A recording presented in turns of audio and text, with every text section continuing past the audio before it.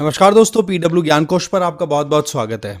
दोस्तों, जब भी किसी इकोनॉमी की बात आती है तो वहां पर एक बात क्लियर है कि उस इकोनॉमी का जो इंजन होता है ना, वो हमेशा सिटीज होती हैं। क्योंकि सिटीज में बहुत सारी इकोनॉमिक एक्टिविटीज होती हैं और वहीं से टैक्स कलेक्शन का एक बहुत बड़ा स्टफ भी गवर्नमेंट के हाथ लगता है। बट उस पर्टिकुलर इंजन को रन कराने के लिए जो फ्यूल है वो कहां से आता है? वो है हमारी, अगर इंडियन इकोनॉमी के कंटेक्स्ट में देखें तो ग्रेट इंडियन मिडिल क्लास। और जिस तरीके से दोहरी मार पड़ रही है ग्रेट इंडियन मिडिल क्लास पे, वो बहुत बुरे तरीके से कमर तोड़ रही है पूरी इकोनॉमी का।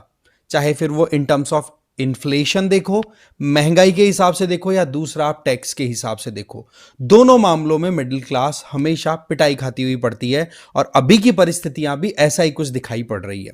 क्योंकि अभी कल की अपडेट आई है और लेटेस्ट में बताऊं आज ही आई है न्यूज में तो, कि मेडिकल इन्फ्लेशन इतनी ज्यादा बढ़ गई है, इसकी वजह से जो हेल्थ इंश्योरेंस लेते हैं ना, उनका भी प्रीमियम बढ़ चुका है।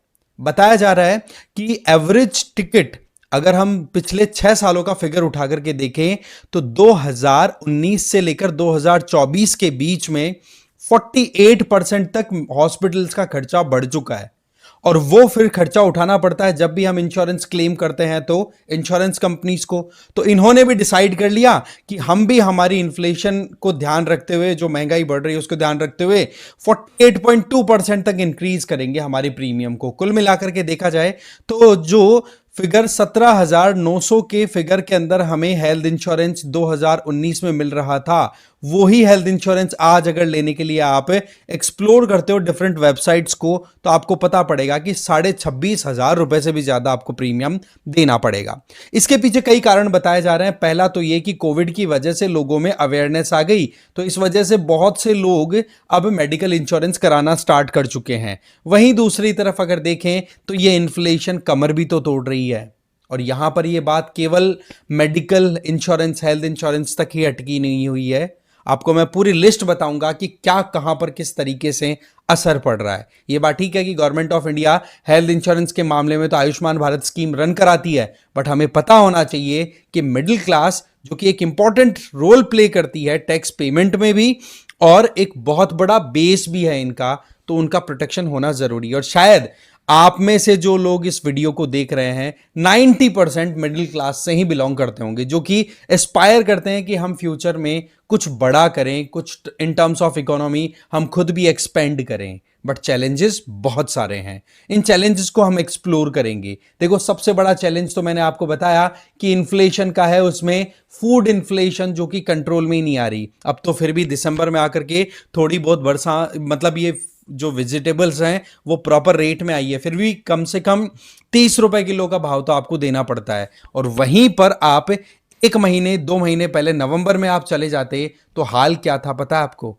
कि 2023 के अंदर जो इन्फ्लेशन 6.61% थी, वो आपको 2024 में 9.24% दिखी सितंबर मंथ में। और उसी के बाद में अक्टूबर मंथ में पिछले लंबे समय में highest inflation rate, food inflation rate चली गई 11%।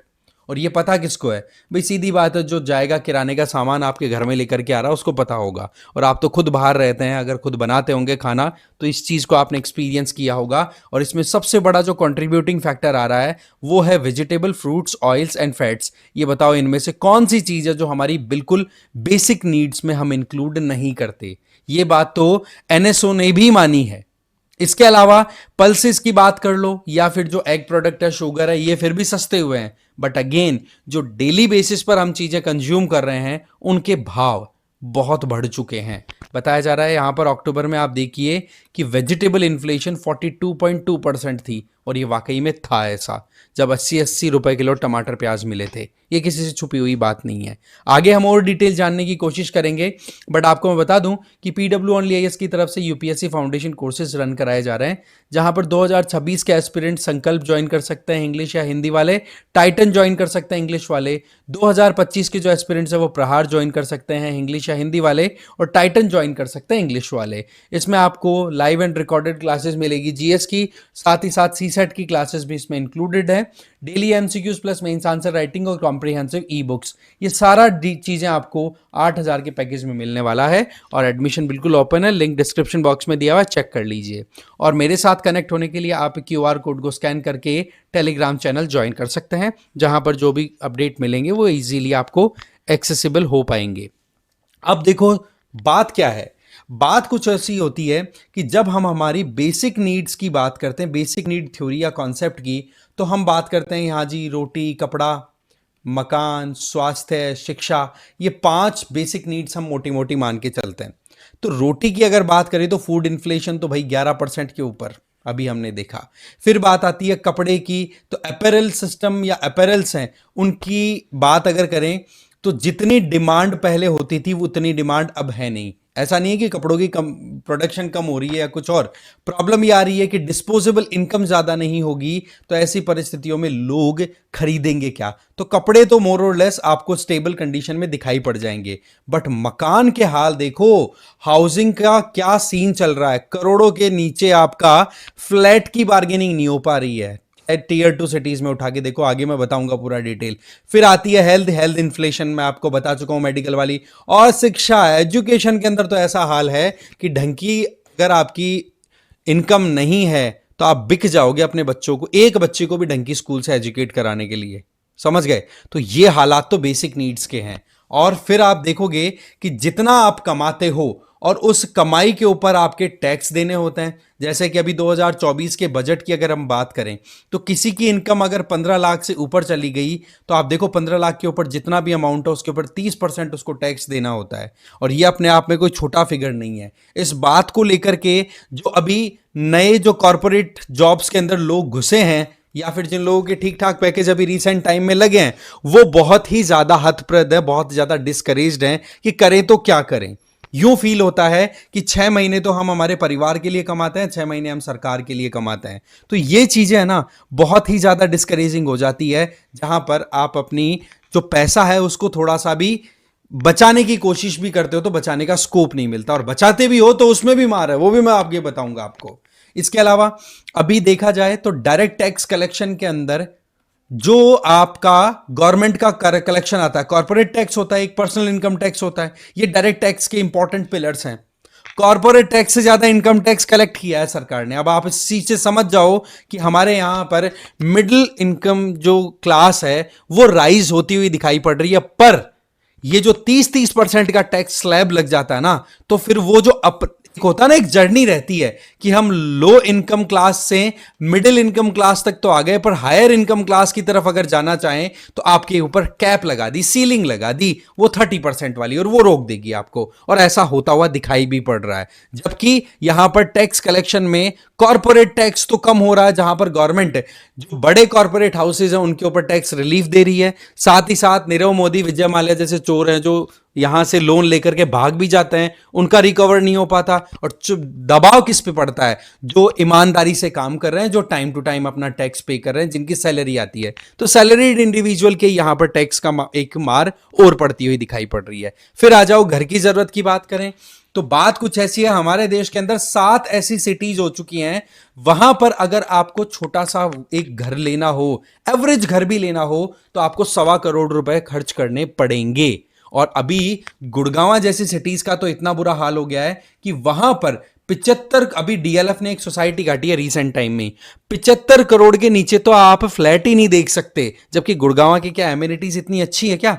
पोल्यूशन कितना गंदा रहता है वहां पर, कितना बुरा हाल है कंजेशन का, पॉपुलेशन इतनी ज्यादा वहां पर बढ़ चुकी है, फिर भी आपको इतना पैसा खर्च करना पड़ेगा। जबकि इसी के इक्विवेलेंट आप दुबई में और भाई आउट ऑफ इंडिया जाकर के खरीद लो मकान, वो आपको सस्ता मिल जाएगा इसके कंपैरिजन में, अगर आप करेंसी कन्वर्जन कर लोगे तो भी। और उल्टा सिटीज भी साफ सुथरी मिलेंगी। तो ये एक मार और जबरदस्त पड़ रही है। बताया जा रहा है कि 23% एक साल के अंदर रियल एस्टेट के ऊपर भाव बढ़े हैं। मैं जयपुर की बता दूं, जयपुर के अंदर हर दिन आए दिन इस तरीके से भाव बढ़ रहे हैं कि पूछो मत। आदमी सोचे भी मकान के बारे में तो भूल जाए कि भाई सैलरी नहीं है मेरे पास में, और रही सही में बैंक है, वो आरबीआई ने अपनी तरफ से रेपो रेट और इनको रिड्यूस किया नहीं है, तो लोन भी है वो मोरलेस हैवी है। तो किसी ने लोन ले लिया तो पहली बात तो वो लोन में ही खप गया, और या फिर लोन लेने की सोचे तो पहले सोचे यार ईएमआई दूंगा या खाऊंगा, ये प्रॉब्लम। फिर बात आ जाती है कि कुछ मोबिलिटी पॉइंट ऑफ व्यू से, तो ये बात तो फाइनेंस मिनिस्ट्री ने भी एडमिट की है कि वाकई में हमारे यहां पर अब स्लो डाउन देखने को मिल रहा है, और ये बात बार बार हाईलाइट होती है। और इस बात को society of Indian automobile manufacturer है ना, सियाम, उनके द्वारा कहा गया है कि जो पैसेंजर व्हीकल्स है उनकी सेल हमारी पिछले साल के कंपैरिजन में 1.8% तक रिड्यूस हुई है। क्यों जी? क्योंकि यहां पर आप देखेंगे कि 28% के लगभग जीएसटी गवर्नमेंट लगा देती है, फिर उसके ऊपर सेस और लगा देती है, और फिर उसके बाद में पेट्रोल और डीजल जो महंगे हैं वो और हो रहे हैं। तो इस तरीके से जो आप कह सकते हैं ना, बिल्कुल बेसिक मॉडल की अगर बात करें, ऑल्टो देख लो मारुति सुजुकी में K10 और ये, और इधर क्विड देख लो आप रेनो के अंदर, ये भी नहीं बिक रही है क्योंकि ये भी 6-6 लाख रुपए तक की रेट पड़ जाती है इनकी। तो ऐसी परिस्थितियों में फिर बाद में लोग या तो लेते नहीं है, लेते हैं तो फिर इनसे अपर वर्जन ले लेते हैं कि चलो ठीक है 4-5 लाख और ऐड कर दो, इतना ही टैक्स दे रहे हैं, तो फिर एसयूवी ले लेते हैं ना, सेमी एसयूवी ले लेते हैं, क्या प्रॉब्लम है ना? तो वो चीजें आ जाती हैं। फिर आ जाओ फिर बाद में फूड पे ही एक बार फिर से, दुनिया में सबसे ज्यादा मिल्क प्रोडक्शन कौन करता है? इंडिया करता है ना।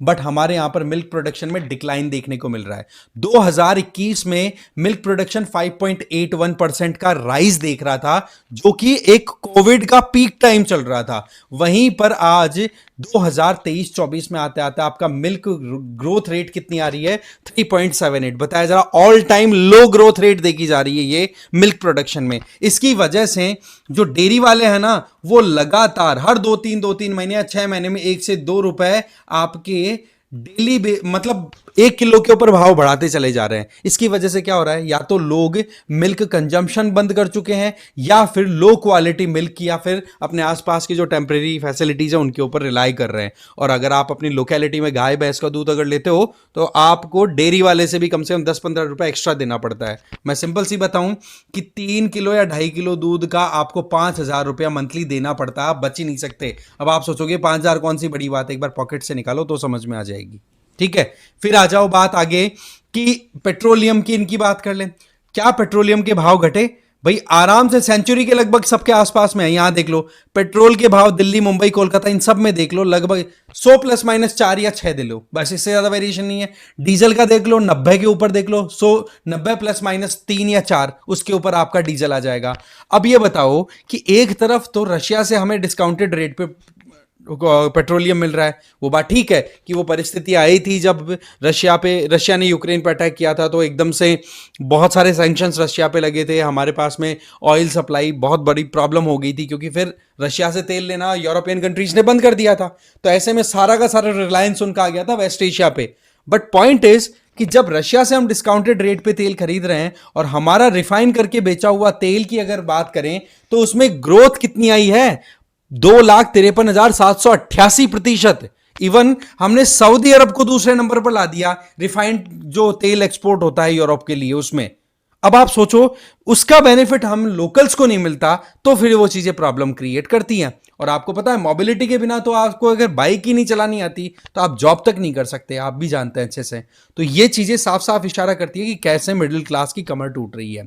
इस बात को एफएमसीजी जो फास्ट मूविंग करियर गुड्स वाली कंपनियां हैं, जैसे आप HUL देख लो, हिंदुस्तान यूनिलीवर, मैरिको, आईटीसी या फिर टाटा कंज्यूमर लिमिटेड, इनके द्वारा भी कंसर्न रेज किए गए हैं कि वाकई में हमारे जो प्रोडक्ट है उनकी डिमांड कम हो रही है। और सीधी बात है भाई, अगर एक बंदा सैलरी कमाता है तो उसको टैक्स देना पड़ रहा है। बेसिक नीड्स के ऊपर इन्फ्लेशन इतनी ज्यादा हो रही है, रोटी कपड़ा रोटी मकान ही मतलब हालत खराब कर रही है। और फिर उसके बाद में आप कुछ लग्जरी आइटम लेना चाहो तो 28% तक आपको वहां पर एडिशनल टैक्स देना पड़ता है। तो भाई बात ऐसी है कि जब पैसा बच ही नहीं रहा है तो फिर खरीदेंगे क्या? इस वजह से फिर ये जो डिमांड है ये कम, और डिमांड कम हुई तो सीधी बात है मैन्युफैक्चरिंग भी कम जाएगी। मैन्युफैक्चरिंग कम जाएगी तो जीडीपी भी डाउन गई, और जॉब एम्प्लॉयमेंट जो क्रिएट करना चाह रहे हो वो भी डाउन जा रही है। आ जाओ फिर आगे कि वेल्थ को हम अगर डिस्ट्रीब्यूशन की पॉइंट ऑफ व्यू से देखें तो टॉप 1% जो हमारे यहां पर फैमिलीज हैं या फिर जो इंडिविजुअल्स हैं पैसे वाले, उनके पास में हमारी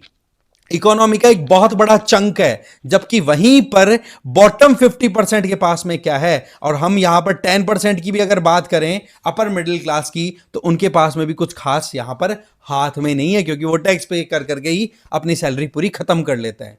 फिर आ जाओ आप एम्प्लॉयमेंट की तरफ, तो IIT, IIM जैसे इंस्टीट्यूशंस के अंदर ही 30% 40% प्लेसमेंट आ रहा है, तो छोटे इंस्टीट्यूशन की तो क्या कोई कह सकता है। तो ये हालात आ रहे हैं। आ जाओ जी, फिर आपने पैसा बचाया है तो कुछ इन्वेस्ट भी तो करोगे ही ना। तो इन्वेस्ट करके अगर आपने शॉर्ट टर्म कैपिटल गेन मतलब 12 महीने से कम ड्यूरेशन के लिए कहीं पर आपने शेयर मार्केट में कहीं इन्वेस्ट किया है, कोई भी एसेट खरीदा है, और अगर उसको बेच देते हो तो बेटा आपको 20% तक टैक्स देना पड़ेगा। और अगर वहीं पर आपका ये इन्वेस्टमेंट 12 महीनों से ज्यादा समय का हो गया तो आपको टैक्स 12.5% देना पड़ेगा, जो कि पहले 10% हुआ करता था। तो कुल मिलाकर के देखा जाए तो यहां पर अगर पैसा बचाया, इन्वेस्ट भी किया, तो भी आपको चोट खानी पड़ेगी। इसका मैं एक सिंपल सा एग्जांपल ये भी बता देता हूं कि अगर आप एफडी में इन्वेस्ट करते हो पैसा और उसमें भी आपका इंटरेस्ट 40,000 से ज्यादा हो गया ना, तो 10% टीडीएस देना पड़ेगा। तो इस तरीके से हर तरफ से मिडिल क्लास को लपेट रखा है। आ जाइए फिर बाद में क्रेडिट ग्रोथ की, तो आरबीआई ने देखा जाए तो पिछले कई क्वार्टर से मॉनेटरी पॉलिसी कमेटी की मीटिंग होने के बावजूद एक बार भी अभी तक रेपो रेट और इन पॉलिसी रेट्स को रिड्यूस नहीं किया, तो लोन एक्सेसिबिलिटी रिड्यूस होती हुई दिखाई पड़ रही है। नतीजा क्या हो रहा है कि आज अक्टूबर 2024 का ये बात मैं बता रहा हूं आपको कि क्रेडिट जो रेट है, क्रेडिट ग्रोथ, वो 12.8% पर आ गई, जो कोई जमाने में 21% पर भी चल रही थी। तो ये हालात है ना, ये वाकई में देश के लिए इतने फेवरेबल नहीं है। इवन मिडिल क्लास जो मेन कहते हैं ना कि पुलिंग फोर्स है, जो खींच के लेके जा रहा है इकोनॉमी को, वो रुक रहा है। आप देखो मॉनेटरी पॉलिसी कमेटी की जो मीटिंग हुई अभी रिसेंटली दिसंबर में, क्या हुआ उसके अंदर? Repo rate unchange, policy unchange unchange unchange, कुछ भी चेंज नहीं हुआ है। थोड़ा सा तो सीआरआर को थोड़ा सा कर दिया कि हाँ भाई बैंक थोड़ा सा और अपने पास में जो रिजर्व रखते हैं उसको थोड़ा हम रिड्यूस कर देते हैं, कोई बात नहीं। बट अगेन वही बात आ गई कि लोगों को तो पैसा लेने के लिए पहले इंटरेस्ट को देखना पड़ता ना, वो कम हुआ नहीं। नतीजतन जीडीपी ग्रोथ एस्टिमेट जो पहले कितना बताया जा रहा था, 6.6 ये बताया, आप देखो यहां पे 7.2% थी 2024-25 फाइनेंशियल ईयर की, 6.6% पर ला दी है। इसी तरीके से कंज्यूमर प्राइस इंडेक्स की बात करें तो वो 4.5% सोची थी, पर अब है वो ओवरऑल बताया जा रहा है कि 4.8% तक तो हो ही जाएगी। तो महंगाई है ही, जीडीपी रुक रही है, टैक्स और मार रहा है। तो ये सारे एंगल्स आपको समझ में आ गए होंगे कि क्या हालात हो रहे हैं अभी मिडिल क्लास के। अब आपकी क्या राय है इस मामले में, प्लीज कमेंट बॉक्स में जरूर बताना, क्योंकि ये मामला बड़ा इंपॉर्टेंट है, ओवरऑल इकोनॉमी का है और हमारी फैमिलीज का है। साथ ही साथ आप बताइए इस क्वेश्चन का आंसर भी कमेंट बॉक्स में। आई होप आपको ये वीडियो अच्छा लगा होगा। इसी तरीके से कोई इंटरेस्टिंग टॉपिक आता है तो डेफिनेटली मैं लेकर के आऊंगा। Thank you so much for watching this video.